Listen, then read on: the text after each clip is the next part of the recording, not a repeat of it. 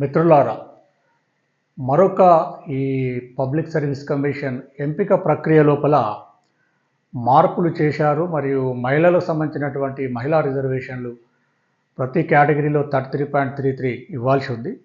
దానికి సంబంధించి ఒక పోస్టు ఉన్నప్పుడు జనరల్కి, 2 పోస్టులు ఉన్నప్పుడు ఒకటి జనరల్ మరియు ఒకటి మహిళకి ఇస్తూ, అంటే మహిళకు అక్కడ 50% రిజర్వేషన్ వెళ్ళిపోతుంది సార్. మరి ఈ సెలక్షన్ ఎంపిక, ఎందుకంటే ఇప్పుడు లేటెస్ట్గా assistant executive engineer agriculture department లోపల రిజల్ట్ పబ్లిక్ సర్వీస్ కమిషన్ ప్రకటించింది. మరి గతంలో ఫుడ్ సేఫ్టీ ఆఫీసర్ కానీ, హార్టికల్చర్ ఆఫీసర్స్ కానీ, ఇతర రిక్రూట్మెంట్లు అనేకము అపాయింట్మెంట్స్ ఇవ్వడం జరిగింది. వాటి లోపల ఒక విధంగా, మరియు ఆ సెలెక్షన్ మహిళా రిజర్వేషన్ల ఇంప్లిమెంటేషన్లో కొంత మెరిట్లో ఉన్నటువంటి మేల్ క్యాండిడేట్స్కి అన్యాయం జరిగే విధంగా మార్చింది సార్ అని నిన్న దాదాపు ఒక 20కి పైగా అన్నోన్ నంబర్స్ నుంచి కాల్స్ వచ్చినాయి. సరే, 1-2 కాల్స్ లిఫ్ట్ చేసినప్పుడు విద్యార్థులు చెప్పింది ఏంటంటే, ఈ రిజల్ట్ పెట్టిన తర్వాత నిన్న పబ్లిక్ సర్వీస్ కమిషన్ గౌరవ చైర్మన్ గారిని కూడా కలిసినట్లుగా వాళ్ళు చెప్పారు. వాళ్ళు చెప్తున్నది ఏంటంటే, ఈసారి ఈ సెలక్షన్ ఎంపిక ప్రక్రియ అంటే ఉమెన్ రిజర్వేషన్ ఏమన్నా ఫార్ములా మార్చిందా అని వాళ్ళు అడిగినప్పుడు, మరి అక్కడ పబ్లిక్ సర్వీస్ కమిషన్లో చెప్పిన అంశం ఏంటంటే, అట్లనే చేస్తారు కదా, మరి రాజేష్ కుమార్ దర్యా కేసు లోపల అట్లనే ఉంది. అక్కడ ఇల్లుస్ట్రేషన్లో షెడ్యూల్ కాస్ట్ 19 పోస్టులు ఉన్నాయి. ఈ 19 పోస్టులలో జనరల్ 15 మరియు ఉమెన్కి 4 ఉన్నాయి. ఆ ఇల్లుస్ట్రేషన్లో చెప్పింది కదా, ఇక్కడ ఎందుకంటే షెడ్యూల్ కాస్ట్ క్యాలిక్యులేట్ చేస్తే అక్కడ రాజస్థాన్లో 3.8%, 3.8 వచ్చినప్పుడు 4 పోస్టులు ఇవ్వడం జరిగింది. అదేవిధంగా మన దగ్గర 2 పోస్టులు ఉన్నప్పుడు 1 పోస్టు మహిళకు, అదేవిధంగా 5 పోస్టులు ఉన్నప్పుడు 2 పోస్టులను కేటాయిస్తున్నామని చెప్పడం జరిగింది. వాళ్ళు చెప్పింది ఏంటంటే, ఈ క్యాలిక్యులేషన్ 33.33% క్యాలిక్యులేషన్ లోపల 0.5% అంటే గ్రేటర్ దాన్ 0.5 లేదా గ్రేటర్ దాన్ 1.5, గ్రేటర్ దాన్ 2.5 అట్లా మారినప్పుడు దీన్ని రౌండప్గా 1గా ఇస్తామని, 1 పోస్ట్ ఇస్తామని, ఇట్లా వస్తే కనుక గ్రేటర్ దాన్ 1.5 వస్తే కనుక 2 పోస్టులు, గ్రేటర్ దాన్ 2.5 వస్తే కనుక 3 పోస్టులు మహిళలకు కేటాయిస్తాము. 33.33%లో క్యాలిక్యులేట్ చేసినప్పుడు ఈ ఫ్రాక్షన్లో 0.5 దాటినట్లయితే అది రౌండప్ చేస్తున్నామని చెప్పి వాళ్ళు చెప్పడం జరిగిందని చెప్పారు. మరి ఈ అంశం మీద అసలు రాజేష్ కుమార్ దర్యా కేసు మహిళా రిజర్వేషన్లకు సంబంధించి కానీ, లేకపోతే హారిజాంటల్ రిజర్వేషన్లో వస్తున్నటువంటి మహిళా physical handicapped, ex servicemen quota, sports quota, ఈ మహిళా కోటా ఏంటంటే ప్రత్యేకంగా రాజ్యాంగం ప్రకారంగా ఆర్టికల్ 15(3) ప్రకారం ఇస్తున్నారు కాబట్టి దాన్ని ఏ విధంగా క్యాలిక్యులేట్ చేయాలని చెప్పి ఆ కేసు తీర్పులో చెప్పడం జరిగింది. కానీ ఈ కేసు అంటే రాజేష్ కుమార్ దర్యా కానీ ఇతరత్ర కేసులన్నీ కూడా ఈ ఫ్రాక్షను 0.5 వస్తే 1 రౌండప్ చేయను, లేకపోతే 1.5 వస్తే 2 రౌండప్ చేయను కేసులో తీర్పులు కాదు. మరి ఈ విధంగా ఆ సెలక్షన్ విధానాన్ని ఎందుకు మార్చారు ఏందనేది అయితే మరి మనకు సరైన ఇన్ఫర్మేషన్ లేదు. ఆ గతంలో ఈ మహిళా రిజర్వేషన్ సంబంధించి 1996లోనే జీవో ఇచ్చినప్పటికీ, ఇచ్చిన జీవోలో చాలా స్పెసిఫిక్గా హారిజాంటల్, ఇది కంపార్ట్మెంటలైజ్డ్ రిజర్వేషన్ ఈచ్ కేటగిరీలో అమలు చేస్తామని చెప్పినా కూడా, దాని తర్వాత ఇచ్చినటువంటి జీవో 65 కానీ ఇతరత్ర జీవోలలో ఫిక్స్డ్ రోస్టర్ పెట్టడం వల్ల వాళ్ళకు ఇప్పుడు నోటిఫికేషన్లలో తక్కువ మొత్తంలో 100 పోస్టులు నోటిఫై అయితే కానీ 33.33 అనేది రాదు. అయితే ఫిక్స్డ్ రోస్టర్లు పెట్టడం వల్ల వాళ్ళకి పర్సంటేజ్ ఎక్కువ అవుతూ ఉంది.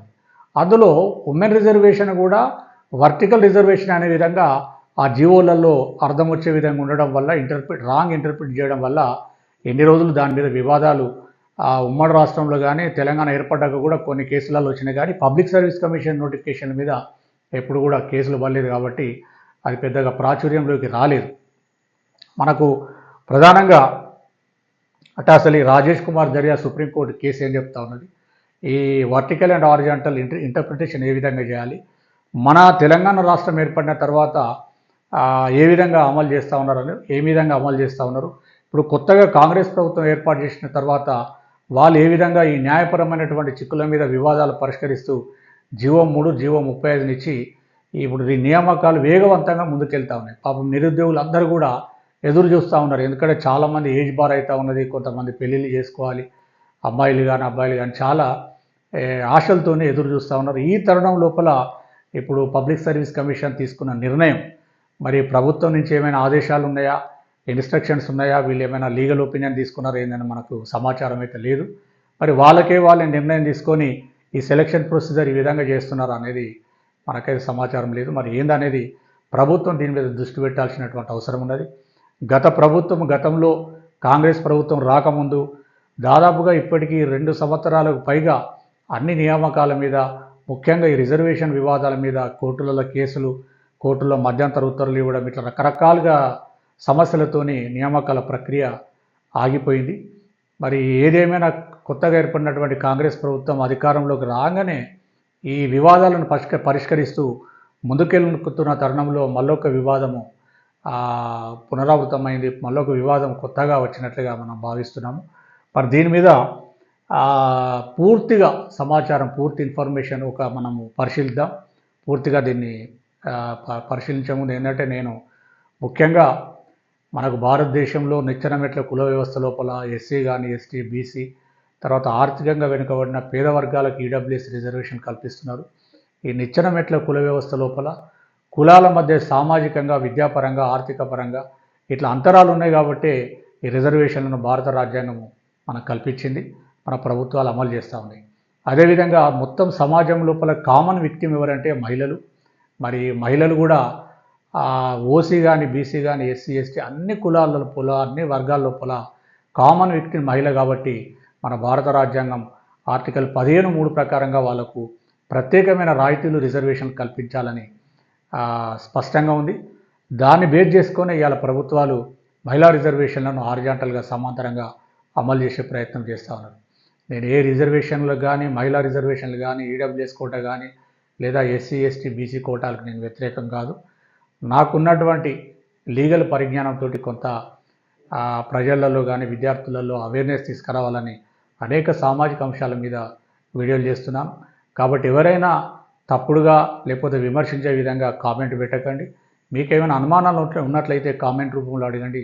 మీ కామెంట్లకు సమాధానం చెప్పే ప్రయత్నం చేస్తానని తెలియజేస్తూ, మన యొక్క ఛానల్ని ఎవరైతే సబ్స్క్రైబ్ చేయలేదో అందరూ సబ్స్క్రైబ్ చేసి, వీడియోను లైక్ చేసి అందరికీ కూడా షేర్ చేయాలని విజ్ఞప్తి చేస్తున్నా. ఇది ఎందుకంటే కొత్త సబ్జెక్టు, ఇది లీగల్గా నాలెడ్జ్ ఉంటే తప్ప చెప్పలేని సబ్జెక్టు కాబట్టి ఇది అందరూ చెప్పలేరు కూడా. ఇక మనము ఈ సమస్యలకు వెళ్దాం. ఈ విధంగా మనకు నిన్న నుంచి అనేక కాల్స్ విద్యార్థులు అడుగుతూ ఉన్నారు. తర్వాత కూడా పబ్లిక్ సర్వీస్ కమిషన్ని అప్రోచ్ అవుతామని చెప్పడం జరుగుతుంది. అయితే అసలు ఈ వివాదం ఎప్పుడు 1992లోనే హారిజాంటల్ రిజర్వేషన్ కానీ, వర్టికల్ రిజర్వేషన్ ఏ విధంగా అమలు చేయాలని చాలా స్పష్టంగా Indra Sawhney versus union of India అంటే మండల్ కమిషన్ తీర్పు మీద ఇచ్చినటువంటి జడ్జిమెంట్లోనే చెప్పారు. కానీ ప్రధానంగా దేశవ్యాప్తంగా ప్రాచుర్యంలోకి వచ్చింది మాత్రము Rajesh Kumar Darya versus Rajasthan public service కమిషన్ది. ఇది 2007లో సుప్రీంకోర్టు ఆర్డర్స్ ఇవ్వడం జరిగింది. ఇది కేసు 2001కి సంబంధించింది, 2001కి సంబంధించింది. దీని లోపల మున్సిపల్ మ్యాజిస్ట్రేట్స్ టోటల్ 116 పోస్టులు నోటిఫై చేయడం జరిగింది. ఇక్కడ ఉమెన్ కోటా 20% ఉంది, వీళ్ళకి 20% ఉమెన్ కోటా. మనం 20% లెక్క తీస్తే మొత్తం 116 పోస్టులు నోటిఫై అయినప్పుడు మహిళలకు 23 పోస్టులు రావాలి. 23 పోస్టులు మాత్రమే కేటాయించారు, కరెక్ట్గానే చేశారు. ఇక్కడ ఉమెన్ కోటా అనేది హారిజాంటల్ అని నోటిఫికేషన్లు కూడా చెప్పడం జరిగింది. కానీ మన దగ్గర ఇప్పుడు ఇక్కడ ఫిక్స్డ్ రోస్టరు ఏ విధంగా అయితే పెట్టడం వల్ల వివాదం ఏర్పడదో అక్కడ కూడా కేటాయించారు, పోస్టులు కేటాయించారు. నోటిఫికేషన్లు ఏ విధంగా చేసినారు? ఓసీలకు 59 పోస్టులు మొత్తం. ఈ పోస్టులలో జనరల్కి 48 పెట్టారు, ఉమెన్కి 11 పోస్టులను పెట్టారు. ఈ ఉమెన్కి క్యాలిక్యులేషన్ చేస్తే 20% తీసుకున్నట్లయితే 59 ఇంటూ 20% అంటే 11.8 వస్తుంది. కాబట్టి మహిళలకు 11 పోస్టులను పెట్టిండ్రు, జనరల్ 48, మహిళలకు 11 పోస్టులు పెట్టారు. అదేవిధంగా షెడ్యూల్ కాస్ట్కు 19 పోస్టులు ఉన్నాయి. ఈ 19 పోస్టులలో జనరల్కు 15 పోస్టులు, ఉమెన్కి 4 పోస్టులు పెట్టారు. ఈ ఉమెన్ రిజర్వేషన్ 20% ఇవ్వాలి కదా, ఈచ్ కేటగిరీలో 20%. అక్కడ ఉమెన్ రిజర్వేషన్ 20%, మన దగ్గర 33.33%. అయితే ఉమెన్ ఈ షెడ్యూల్ కాస్ట్కి రావాల్సినటువంటి, మహిళలు రావాల్సినటువంటి పోస్టులు ఏమైనా మనం క్యాలిక్యులేట్ చేస్తే 3.8 వచ్చింది.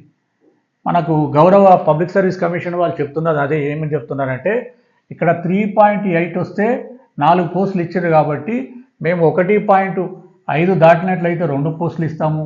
2.5 అంటే ఆ పోస్టులు ఇంటూ 33.33% క్యాలిక్యులేట్ చేస్తే ఈ ఫ్రాక్షన్ 0.5 ఫ్రాక్షన్ అనేది దాటినట్లయితే ఆ రౌండప్ ఇచ్చేస్తామని చెప్పి అది చెప్పిండ్రట. మరి ఆ రాజేష్ కుమార్ దర్యా కేసును కూడా చదువుకొని రమ్మని చెప్పినట్లుగా మనకు ఆ విద్యార్థి మనకు ఫోన్ చేసి చెప్పడం జరిగింది. నెక్స్ట్ షెడ్యూల్ ట్రైబ్లో చూద్దాం. షెడ్యూల్ ట్రైబ్ 14 పోస్టులు ఉన్నాయి ఇచ్చిండ్రు. 14లో జనరల్ 11, ఉమెన్కి 3 కేటాయించారు. ఎట్లా కేటాయించారు? ఉమెన్కి 14 పోస్టులు ఇంటూ 20% వేస్తే 2.8 వస్తుంది. 2.8 వస్తే ఇక్కడ రౌండప్ చేస్తూ 3 పోస్టులు ఇచ్చారు. ఇక్కడ ఓబీసీలో జనరల్ 19, ఉమెన్ 5. ఈ ఉమెన్ క్యాలిక్యులేట్ చేస్తే 4.8 వస్తున్నా కూడా 5 పోస్టులను రౌండప్ చేసి ఇచ్చారు. కానీ ఇక్కడ ఈ జనరల్ పోస్టులు చూడండి, ఓసీ పోస్టులు జనరల్ పోస్టులలో జనరల్కి 48 పెట్టిండ్రు, మహిళలకు 11 పోస్టులను పెట్టింది. ఇక్కడ క్యాలిక్యులేషన్ చూడండి, మరి ఇక్కడ 11.8 వచ్చినా కూడా 11 పోస్టులే పెట్టిండ్రు. ఎందుకు అంటే టోటల్గా మళ్ళీ 23 పోస్టులు దాటకూడదు అనే ఉద్దేశంగా పెట్టిండ్రు. ఇక్కడ పారాగ్రాఫ్ ఇప్పుడు మనకు టోటల్ ఉమెన్ 20% రిజర్వేషన్ అంటే SC, ST, OC, SC, ST, OBC మొత్తం 23 పోస్టులు కరెక్ట్గానే పెడితే ఏం చేసారు? ఇక్కడ పారా 9 లోపల అంటే రాజేష్ కుమార్ దర్యా కేసులో పారాగ్రాఫ్ 9 లోపల ఈ ఇల్లుస్ట్రేషన్ చెప్పడం జరిగింది. ఇల్లుస్ట్రేషన్లో కోర్టు చెప్పింది ఏంటంటే, సుప్రీంకోర్టు చెప్పింది ఏంటంటే, వాళ్ళు చెప్పలేదు. Rajasthan public service commission notify చేసిన షెడ్యూల్ కాస్ట్ పోస్టులు 19, దీంట్లో జనరల్కు 15 పెట్టినావు, తర్వాత ఉమెన్కి 4 పెట్టినావు. దీనికి మరి ఇది హారిజాంటల్ రిజర్వేషన్ కాబట్టి ఇక్కడ ఈ వివాదం ఎందుకు ఏర్పడదంటే, కొంతమంది అభ్యర్థులు ఈ మహిళా అభ్యర్థులు 48 పోస్టులలో కూడా దాదాపు 10 మందో 11 మందో సెలెక్ట్ అయ్యారు. ఇక్కడ మళ్ళీ ఈ 11 పోస్టులు కలిపేసరికి ఈ 11 పోస్టులను మించిపోయింది. అంటే హారిజాంటల్ అంటే ఏంటిది? ఈ 11 పోస్టులు మించకూడదు. మహిళా అభ్యర్థులు జనరల్ అభ్యర్థులు ఉన్నారు. ఈ 48లో 4 సెలెక్ట్ అయ్యారు అనుకోండి, ఇక్కడ 4 తగ్గియాలి. అంటే ఇప్పుడు 7 పోస్టులే మహిళలకు ఫిలప్ చేయాలి. అంటే మొత్తం జనరల్లో మహిళలు సెలెక్ట్ అయినా పర్వాలేదు, కానీ జనరల్లో సెలెక్ట్ అయిన మహిళలను వాళ్ళ రిజర్వేషన్లో ఉన్న పోస్టులకి ప్రపోర్షనేట్గా చూస్తూ ఆ పర్సంటేజ్ దాటకుండా ఉండాలనేదే సుప్రీంకోర్టు తీర్పు. హారిజాంటల్ రిజర్వేషన్ అంటే అంతే, వాళ్ళు జనరల్ సెలెక్ట్ అయినా రిజర్వేషన్ సెలెక్ట్ అయినా వాళ్ళకి కేటాయించినటువంటి పర్సంటేజ్ దాటకూడదు, వాళ్ళకి కేటాయించినటువంటి పోస్టులు దాటకూడదు. ఇక్కడ 11 పోస్టులు కేటాయించారు కాబట్టి 11 దాటినాయని చెప్పేసి తీర్పు వచ్చింది. రాజేష్ కుమార్ దర్యా కేసులో కూడా రాజేష్ కుమార్ దర్యా అనే అతను ఓబీసీ క్యాండిడేటు. ఈ ఓబీసీలో జనరల్ 19 ఇచ్చారు. ఈ 19లో ఆల్రెడీ కొంతమంది మహిళలు సెలెక్ట్ అయ్యారు. అగైన్ ఇంకా 5 పోస్టులు మళ్ళీ మహిళల చేత భర్తీ చేశారు. దాన్ని అతను ఛాలెంజ్ చేసిండు. అయితే ఇక్కడ ఈ పర్సంటేజ్ ఇప్పుడు ఫ్రాక్షన్ 0.5 దాటితే రౌండప్ చేయని, లేకపోతే ఫ్రాక్షన్ దాటితే చేయమని ఎక్కడ కూడా కోర్టు తీర్పులు కాదు. అసలు మీరు ఏ రకంగా చూసినా 33.33% దాటకూడదు. అది ఈ పారాగ్రాఫ్ను చదువుకొని రండి, మీరు చూడండి. రాజేష్ కుమార్ దర్యాలో అదే విధంగా చెప్పినట్టు అది షెడ్యూల్ కాస్ట్లో మీకు ఎగ్జాంపుల్గా చెప్పిండు. ఆల్రెడీ నోటిఫై అయినటువంటి వేకెన్సీలలో 19 పోస్టులను ఫిలప్ చేయండి జనరల్ మెరిట్లో. అలా మహిళలు రావచ్చు, పురుషులు రావచ్చు, షెడ్యూల్ కాస్ట్ సంబంధించిన వాళ్ళు. అప్పుడు వచ్చిన తర్వాత ఈ 19లో కనుక 4 మహిళలు ఉంటే అదే ఫైనల్ అని చెప్పిండు. 4 కాకుండా 10 మంది ఉన్నా అదే ఫైనల్ అని చెప్పిండు. ఒకవేళ ఇద్దరు ఉన్నట్లయితే ఇద్దరు జనరల్లో సెలెక్ట్ అయ్యారు, ఎస్సీ జనరల్లో, ఇంకొక 2 పోస్టులు మాత్రమే ఇక్కడ 2 మైనస్ చేస్తూ 2 పోస్టులు మాత్రమే మహిళలను ఎక్స్ట్రా తీసుకోవాలని, అది కూడా 14-15 క్యాండిడేట్లను డిలీట్ చేసి అంటే బాటమ్ నుంచి రీప్లేస్ చేస్తూ ఇంకొక 2 మహిళలను ఇక్కడ ఏం చేసిందంటే, ఇప్పుడు 2 ఆల్రెడీ ఇద్దరు ఇక్కడ సెలెక్ట్ అయ్యారు అనుకోండి జనరల్లో, ఇక్కడ -2 చేసి అప్పుడు ఉమెన్కి 2 పోస్టులు పెట్టమని చెప్పిండు. లేదు అసలు ఇక్కడ ఇప్పుడు 4 ఉండాలి. అప్పుడు ఈ రెండు ఫైనల్గా 4 అయ్యే అవకాశం ఉంది.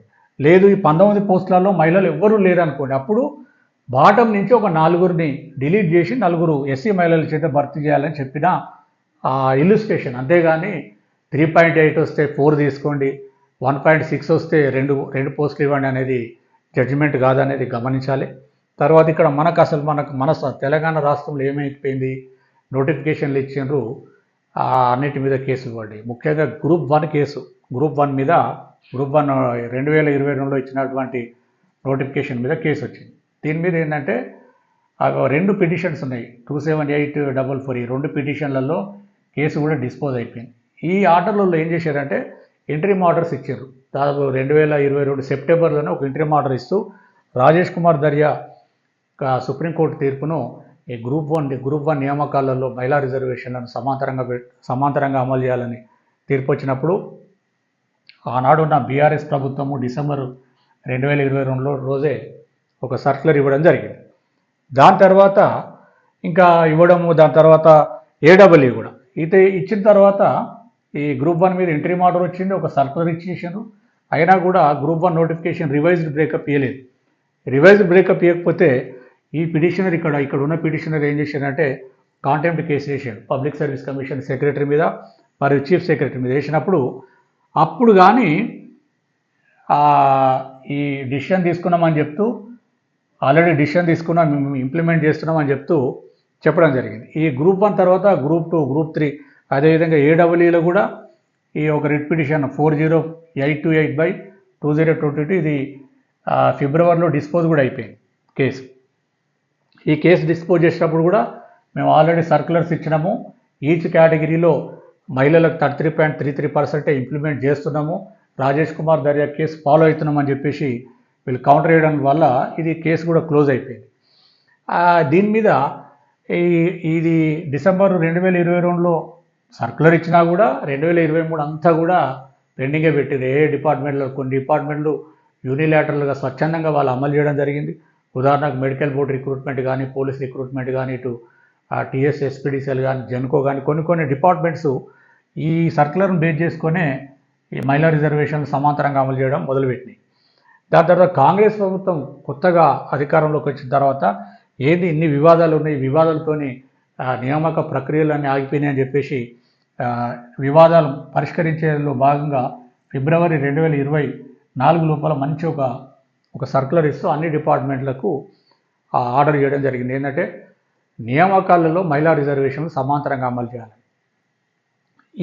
వీటి తర్వాత ఇంకా ఈ సమస్యను శాశ్వతంగా పరిష్కరిస్తూ జిఓఎంఎస్ నెంబర్ 3, జిఓఎంఎస్ నెంబర్ 35 ఇవి చాలా స్పష్టంగా ప్రతి కేటగిరీకి అంటే ఈచ్ నోటిఫికేషన్ ఈచ్ కేటగిరీలో 33.33% ఇంప్లిమెంట్ చేస్తామని చెప్పడం జరిగింది. మనం ఇక్కడ గమనించాల్సింది ఏంటంటే వర్టికల్ రిజర్వేషన్ అనేది ఏమో రిజర్వేషన్, మహిళా రిజర్వేషన్ అనేది ఇది వర్టికల్ రిజర్వేషన్ కాదు, హారిజాంటల్. అంటే రిజర్వేషన్లో రిజర్వేషన్ లాగా అంటే టు ద ఎక్స్టెంట్ ఆఫ్ 33.33% మాత్రమే ఇంప్లిమెంట్ చేయాలి. అంతేగాని 50% ఇస్తాము, ఈ ఫ్రాక్షన్ 1.6 వచ్చింది కాబట్టి 2 ఇస్తాము, 1.7 వస్తే 2 ఇస్తాము, లేదా 2.6 వస్తే 2 ఇస్తాము అనేది కాదు.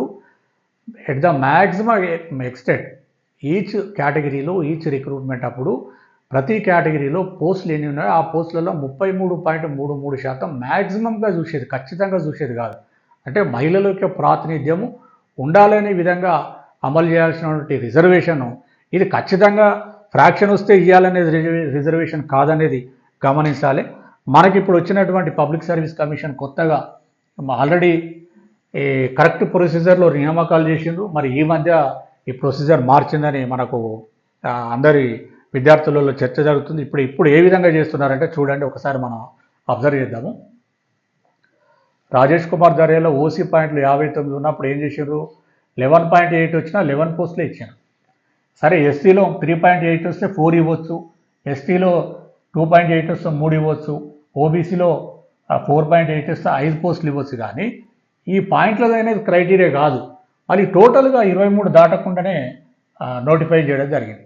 మరి ఇక్కడ మన గవర్నమెంట్ ఇచ్చినటువంటి 3 కానీ 30 జీవోలలో స్పెసిఫిక్గా స్లాట్లు అసలు రోస్టరే లేదు కదా. రోస్టర్ లేకుండా మీకై మీరు అజంప్షన్ చేసుకొని ఫ్రాక్షన్ దాటితే ఒక పోస్ట్ని రౌండప్ చేసి ఇవ్వడం అనేది లీగల్గా నిలవకపోవచ్చు. మరి మనకున్న సమాచారం ప్రకారం అయితే ప్రభుత్వం ఇన్స్ట్రక్షన్ కానీ లీగల్ ఒపీనియన్ కానీ మరి పబ్లిక్ సర్వీస్ కమిషన్ తీసుకున్నారా లేరా అని చెప్పడం లేదు, తెలియదు. మరి లీగల్ ఒపీనియన్ కూడా తీసుకొని ఉండి ఉంటారు, ఎందుకంటే పబ్లిక్ సర్వీస్ కమిషన్ అది కాన్స్టిట్యూషనల్ బాడీ. మరి గవర్నమెంట్ నుంచి ఏమైనా ఉత్తర్వులు తీసుకున్నారా ఏందో అనేది చూడాలి. ఇప్పుడు చేస్తున్న ప్రొసీజర్ ఏంటంటే ఒక పోస్ట్ ఉంటే జనరల్గా ఫిలప్ చేస్తున్నారు. జనరల్ అంటే ఎవరైనా రావచ్చు. తర్వాత 2 పోస్టులు ఉన్నప్పుడు మాత్రం ఒకటి జనరల్ ఇస్తున్నారంట, ఒకటి ఉమెన్ ఫిలప్ చేస్తున్నారు. అంటే ఇక్కడ ఒకటి ఇచ్చేసరికి ఇక్కడ ఏమైంది 50% రిజర్వేషన్ అయిపోయింది. వీళ్ళకి మనం క్యాలిక్యులేట్ చేస్తాం కదా 2 పోస్టులు ఏంటో 33.33 మనం క్యాలిక్యులేట్ చేస్తే 0.66 అంటే వాళ్ళు చెప్తున్నది ఏంటంటే 0.5 దాటింది కాబట్టి ఒక పోస్ట్ ఇచ్చేసినామని చెప్తున్నారు. ఇక 3 పోస్టులు ఉన్నట్లయితే 2 జనరల్ 1 ఉమెన్ అంటే 3 × 33.33 తీసుకున్నట్లయితే 0.99 వస్తుంది. సరే 0.99 కాబట్టి 0.9999 కాబట్టి 1 రౌండప్ చేసి 1 పోస్ట్ పెట్టింది. అసలు నేను మొదట్లో చెప్పినది ఏంటంటే ప్రతి 3 స్లాట్ల తర్వాత 4వ స్లాట్ మాత్రమే ఉమెన్కి వెళ్తుందని చెప్పడం జరిగింది. ఎందుకంటే 0.99 కూడా ఒకటిగా తీసుకోనికి వీల్లేదనే ఉద్దేశంగా నేను చెప్పిన. కానీ ఈ గురుకుల కానీ లేకపోతే పబ్లిక్ సర్వీస్ కమిషన్ ఈ రిక్రూట్మెంట్లు ఏం చేసినాయంటే ప్రతి 3లో ఒకటి ఉమెన్కి ఇస్తూ ఉన్నారు అని అంటే సరే అని అందరూ కూడా అనుకున్నారు. ఇప్పుడు 4 పోస్టులు ఉన్నప్పుడు 3 జనరల్ 1 ఉమెన్ అంటే ఇక్కడ 1.33 అంటే ఒక పోస్ట్ ఇచ్చాను. ఇక్కడ 5 పోస్టులు తీసుకున్నారు అనుకోండి, 5 పోస్టులు భర్తీ చేస్తున్నట్టు ఏదైనా కేటగిరీలో నేను చెప్పేది ఈచ్ కేటగిరీ ఈచ్ రిక్రూట్మెంట్ అది నాన్ లోకలే కావచ్చు లోకలే కావచ్చు. ఈ 5 పోస్టులు ఉన్నప్పుడు 3 జనరల్ 2 ఉమెన్ అంటే 33.33 చూడాలి. ఇక్కడ క్యాలిక్యులేట్ చేస్తే మనకు 1.66 వచ్చింది. 1.66 వచ్చింది కాబట్టి 2 పోస్టులు ఉమెన్కి ఇస్తున్నారంట. ఉమెన్ అంటే ఇక్కడ తర్వాత 6 పోస్టులు ఉన్నాయనుకోండి, ఇక్కడ 2 ఇస్తున్నారు. ఇక్కడ 1.999 వచ్చినా కూడా సరే రౌండప్గా 2 ఇస్తున్నారు. కానీ 0.5 దాటంగానే లేకపోతే 2 ఉన్నప్పుడు ఖచ్చితంగా ఒకటి మహిళలకు 50% ఇస్తామంటే అది మరి చూడాలి. అది వాళ్ళు పబ్లిక్ సర్వీస్ కమిషన్ ప్రభుత్వం దీని మీద ఇమీడియట్గా రెస్పాండ్ అయితే మంచిది. ఎందుకంటే ఈ వివాదాలు కోర్టు కేసులు కాంటెంప్ట్ కేసులు రకరకాల కేసులతో ఇప్పటికే విద్యార్థులు సతమతమైపోతున్నారు. కాంగ్రెస్ ప్రభుత్వం గౌరవ ముఖ్యమంత్రి గారు కానీ గౌరవ డిప్యూటీ సీఎం ఇతర మంత్రులు కాంగ్రెస్ నాయకులంతా కూడా కొంత ఎందుకంటే ఇప్పటికే అన్ని నియామకాలు ఆగి ఉన్నాయి. వీటి మీద స్పష్టమైన ఒక విధానాన్ని ప్రకటించి స్పష్టమైన ఆదేశాలు మరి నియామకాలు చేస్తున్నటువంటి పబ్లిక్ సర్వీస్ కమిషన్ కానీ గురుకుల కానీ ఇతర రిక్రూట్మెంట్ ఏజెన్సీస్ రిక్రూట్మెంట్ డిపార్ట్మెంట్స్ అందరికి కూడా స్పష్టమైనటువంటి ఆదేశాలు ఇవ్వాలని ఈ సందర్భంగా విజ్ఞప్తి చేస్తూ మనకు ఇచ్చిన జివోలో మాత్రము ఈచ్ కేటగిరీలో 33.33% మాత్రం ఫిలప్ చేస్తామని చెప్పడం జరిగింది. మరి ఇక్కడ చూస్తే మీరు 2 పోస్టులు చూడండి 50% వెళ్ళిపోతుంది. ఇక్కడ మనకు పర్సంటేజ్ ఈ 5 పోస్టులు ఉన్నప్పుడు 1.66 వస్తుంది. మరి ఇమీడియట్గా 2 పోస్టులు ఇస్తున్నారు. ఇక్కడ కూడా ఏంటంటే ఈ 5 పోస్టులలో ఈ 3 పోస్టులలో అందరూ మేల్సే రావాలి. మేల్ వచ్చినప్పుడే ఈ ప్రిన్సిపల్ వర్తిస్తుంది. ఇక్కడ కూడా అంతే 3 పోస్టులను ఒకటి ఇచ్చినప్పుడు ఈ 2 పోస్టులలో కూడా మేల్ క్యాండిడేట్సే రావాలి. ఇక్కడ కనుక ఒక ఉమెన్ వస్తే మళ్ళీ ఇది కూడా జనరల్కి ఇచ్చే అవకాశం ఉంది. అసలు జనరల్ అంటే మేల్ అనుకుంటా ఉన్నారు చాలామంది అభ్యర్థులు. జనరల్ అంటే మహిళ కానీ మేల్ కానీ ఫీమేల్ కానీ ఎవరైనా వస్తారు. మరి మహిళల యొక్క నుంచి వాళ్ళ యొక్క ఆబ్జెక్షన్ ఏంటంటే తరతరాలుగా మేము వెనుకబడిపోయినాం, మేము విద్యకు దూరం ఉన్నాం కదా, మరి మనకు న్యాయం జరగాలంటే మరి నిజంగా సమస్యలు అందరికీ ఉంటాయి. ఈ భారతదేశం అంటే నేను నిచ్చెన మెట్ల కుల వ్యవస్థ కాబట్టి ఈ కులాల మధ్య అంతరాలు ఉన్నాయని కాబట్టి రిజర్వేషన్లు మరి సమాజంలో కామన్ వ్యక్తి మహిళ కాబట్టి మహిళలకు కూడా కనీస ప్రాతినిధ్యం ఉండాలనే ఉద్దేశంగానే మనకు రాష్ట్ర ప్రభుత్వం 33.33% రిజర్వేషన్ని ప్రవేశపెట్టింది. మరి నేను అనుకోవడం ఏంటంటే ఇప్పటికే మన లోక్సభ ఎలక్షన్స్ ముందు కాంగ్రెస్ పార్టీ మేనిఫెస్టోలో ప్రభుత్వ ఉద్యోగ నియామకాలలో 50% మహిళల చేత భర్తీ చేస్తామని మరి వాళ్ళు వాగ్దానం చేయడం జరిగింది. మరి ఆ వాగ్దానాన్ని బేస్ చేసుకునే మరి పబ్లిక్ సర్వీస్ కమిషన్ ఇట్లా చేస్తూ ఉన్నదా లేకపోతే ఏమైనా ఆర్డర్స్ ఉన్నాయో లేవో కూడా మనకు తెలియదు. ఏదేమైనా ఇమీడియట్గా ప్రభుత్వం గౌరవ ముఖ్యమంత్రి గారు తర్వాత గౌరవ డిప్యూటీ సీఎం అందరూ కూడా దీని మీద స్పందించి ఈ నియామకాల ప్రక్రియ కొనసాగే విధంగా చర్యలు తీసుకోవాలి. లేదంటే చాలామంది విద్యార్థులు ఆందోళనలో ఉన్నారు. ఇప్పుడు ఎందుకంటే కొంతమంది వెరిఫికేషన్స్ అయిన అకౌంట్స్ ఆఫీసర్స్ కొన్ని వెరిఫికేషన్ అయిన పోస్టులను కూడా మళ్ళీ ఈ పద్ధతిలో రివైజ్ చేసేసి మళ్ళీ వెరిఫికేషన్ పిలుస్తున్నట్టుగా సమాచారం ఉంది. మరి ఇలాంటి వివాదాలను పరిష్కరించాలంటే తప్పకుండా ప్రభుత్వం జోక్యం చేసుకోవాలి. ఎందుకంటే మళ్ళీ గతంలోనే ప్రభుత్వం పట్టించుకోక విధానపరమైన నిర్ణయాలు తీసుకోక వీటి మీద ఒక సమీక్ష లేకపోవడం వల్ల పర్యవేక్షణ లేకపోవడం వల్ల ఆలస్యం జరిగింది. ఇక్కడి నుంచి అలాంటి ఆలస్యం కాకుండా నియామకాలు కొనసాగే విధంగా చర్యలు తీసుకోవాలని ప్రభుత్వానికి గౌరవ ముఖ్యమంత్రి గారికి విజ్ఞప్తి చేస్తూ అదేవిధంగా పెద్దలు గౌరవనీయులు చైర్మన్ టీఎస్పీఎస్సీ మరియు సెక్రటరీ గారు, తర్వాత ఇతర గౌరవ సభ్యులు పబ్లిక్ సర్వీస్ కమిషన్ వారికి కూడా ఈ అంశాన్ని ఈజీగా లైట్గా తీసుకోకుండా కొంచెం సీరియస్గా తీసుకొని ఒక కాంక్రీట్ డిసిషన్ తీసుకోవాలని తెలియజేస్తూ ముగిస్తున్నాను. Thank you.